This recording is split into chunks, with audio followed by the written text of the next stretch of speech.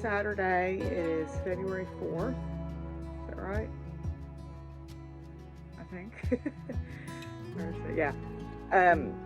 I have been watching Byron Ballard do a live from her group for Imbolc, which is the Sabbat that we celebrate around February 1st. Imbolc is sort of the beginning of the new spring time.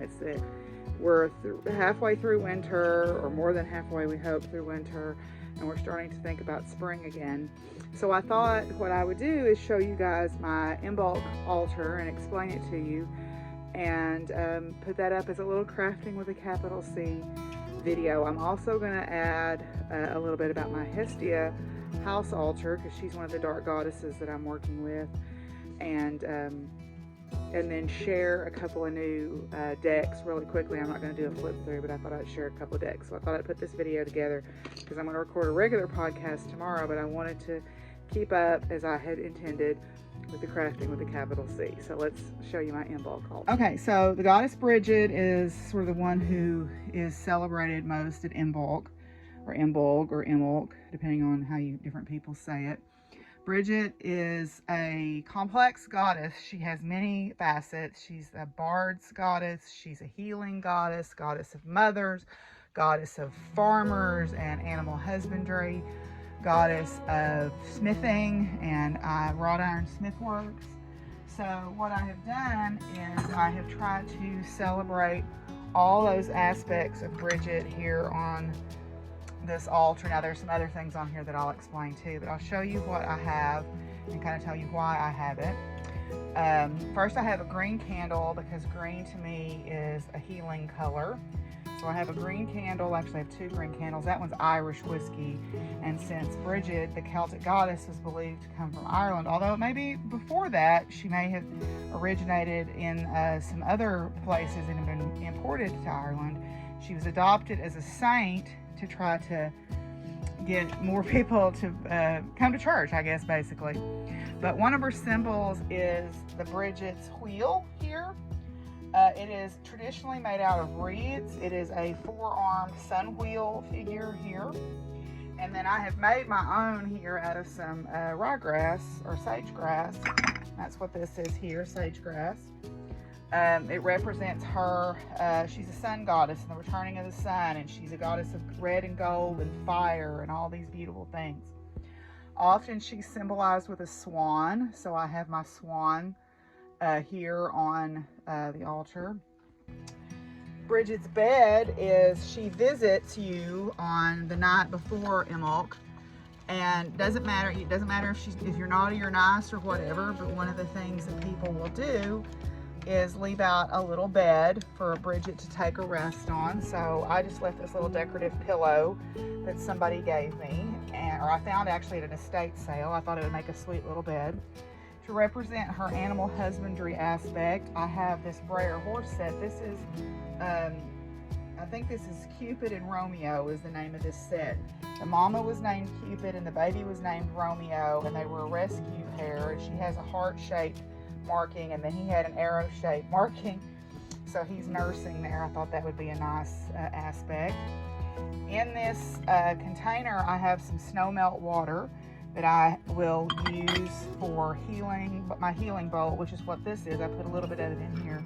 This is my healing bowl, so if I have friends that are in need of a little extra prayer or thought, I put something that represents them in there, like a little stone or something. I made a little Bridget dolly here out of the sage grass.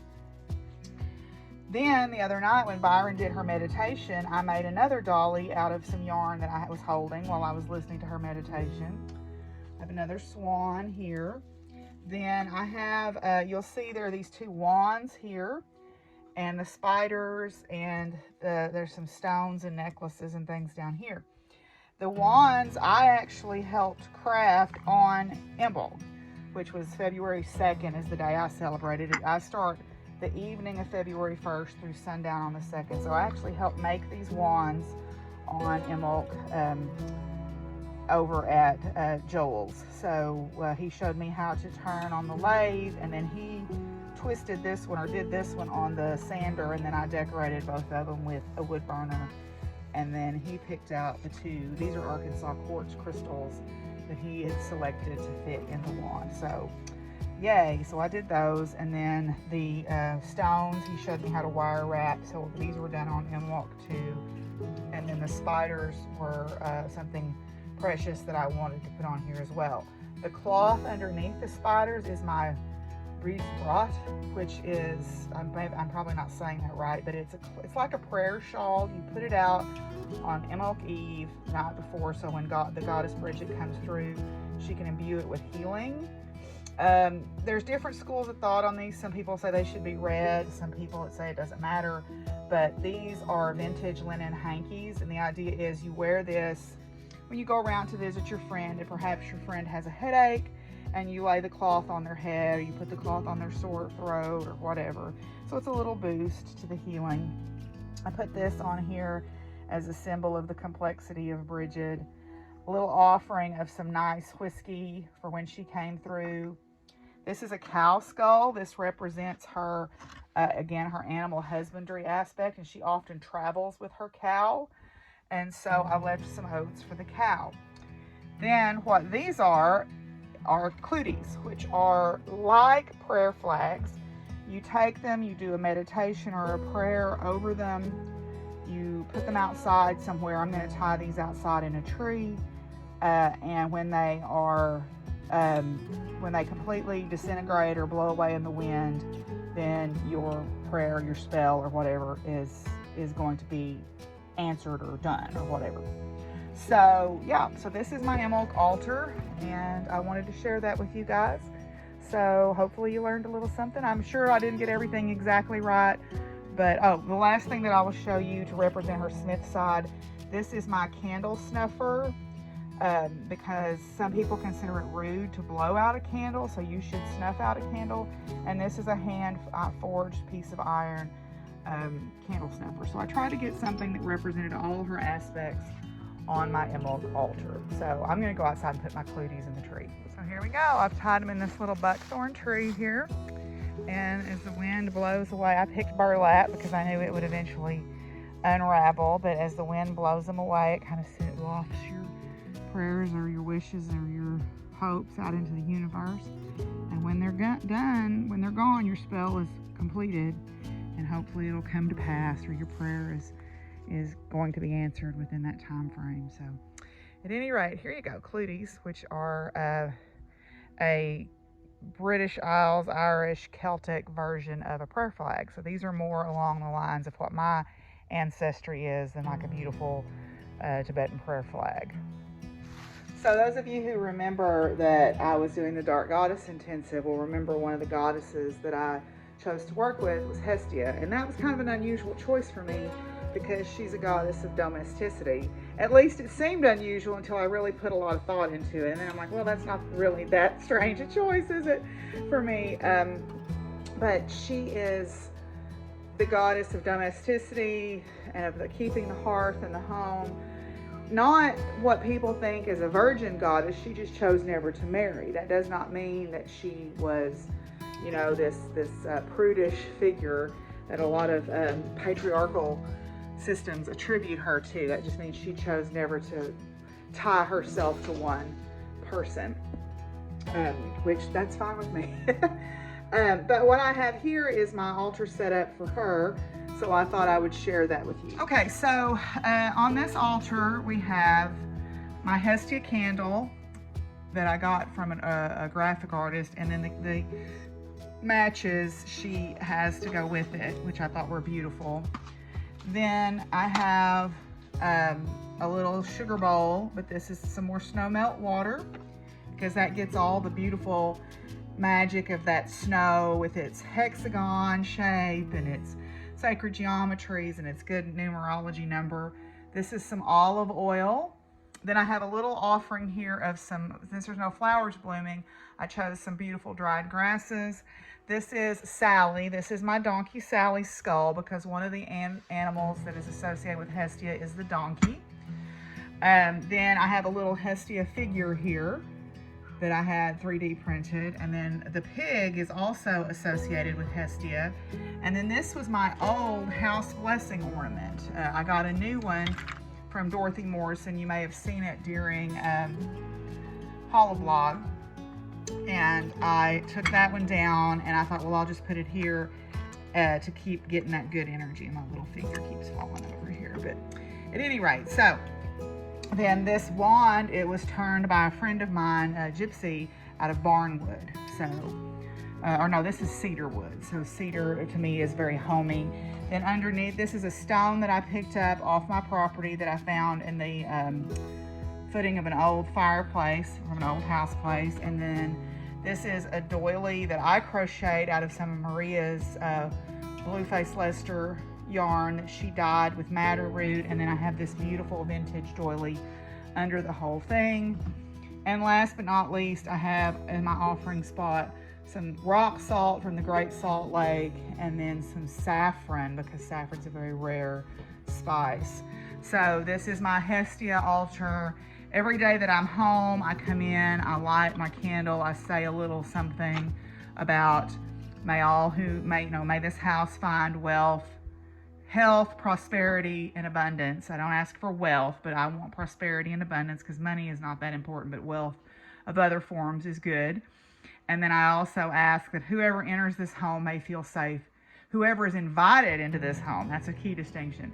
Whoever is invited into this home feels safe and welcome. So I say that every time I come in and I light my candle. I don't do it every day because I'm not here every day, because I like to leave it burning for a little period of time while I do that. Okay, so the last thing that I will share with you today, I actually took a sigils class last Sunday. It's from Laura Tempest Zakroff. She is the author of Sigil Witchery and Visual Alchemy. And she is actually going to be one of the headliners for Mystic South this year. But she did a sigils class where we as a class helped develop a sigil for responsible power and acceptance. Because of the world we live in, we need people who have power to be responsible, and we need those who are responsible to have power, right? And we also want to improve the world. So we developed a bunch of different symbols and we put them together as a sigil. Oh, and no, I was not responsible power and acceptance, it was accountability to power. We also talked about acceptance and empathy as part of that. So I'll share that sigil that we developed, because it was something that we came up with as a class with all the different ideas. Fizzy is doing something weird over there. As we kind of made a list of the things that we felt like the world needed, and we came up with symbols representative of those, and you put them together and you create a sigil. And then what Laura did was, when we were done with the class, she got on whatever, Premiere Pro or whatever, and tuned it up and made it look nice. So I'll include that at the end. If you want to know more about her, you can follow her on Facebook, Laura Tempest Zakroff. But the other thing that I wanted to say is I am taking a Lenormand class in a couple of weeks from Dee Norman. She writes about candle magic and Lenormand, and also Strega, which is Italian traditional witchcraft. Lenormand is another divination system that uses something more like a regular deck of cards than tarot. Traditional Lenormand decks have 38 cards. Then you can get expanded decks that have 47. So A Wish Divine, which is Charlotte from April 9 Designs shop, where she sells tarot cards and wraps and things like that, had some Lenormand decks on sale. So I picked up a couple since I did not have one yet. So I got a traditional Lenormand deck, which is the Bluebird Lenormand. And if you look at the cards, they have the traditional suits on them, but then they're a little extra because they'll have artwork. And then I got the Gilded Reverie Lenormand, which is an expanded deck, which I thought was really beautiful also. I'm not going to do a flip through on these yet. The dogs, of course, decided to get a drink of water, and Simon is right here purring into their phone. But I thought that would be fun. Marla and Stacy are also taking it because it's online. And I've noticed there's this really nice trend of people doing these one-up classes. I almost call them pop-up classes, but these like one-night 1.5 to 2 hour classes for very reasonable prices. And so I was excited to get to do that. I have also started my Reiki training, and I'll talk more about that in a different video because I'm still in the midst of doing that. But lots is going on here. I have decided that this is an area of my life that I think now and where I'm at in my life deserves my time and attention. The people around me are supportive of that. Boy, she is on fire tonight for some reason. I have decided that it's time to stop hiding in the broom closet, so to speak, because it makes other people feel safe to talk about their journeys as well. So there's going to be more of this kind of content. I am going to continue to record my regular episodes. I plan to do one tomorrow, but just as a heads up, this is who I am, and I'm not going to hide my light under the proverbial bushel anymore. So I am going to get Simon out of my face here, and I've got a little bit of homework to do for my Reiki class, and I'm going to keep working on my book draft. So I'm going to see y'all tomorrow with a regular episode, but until then, stay crafty.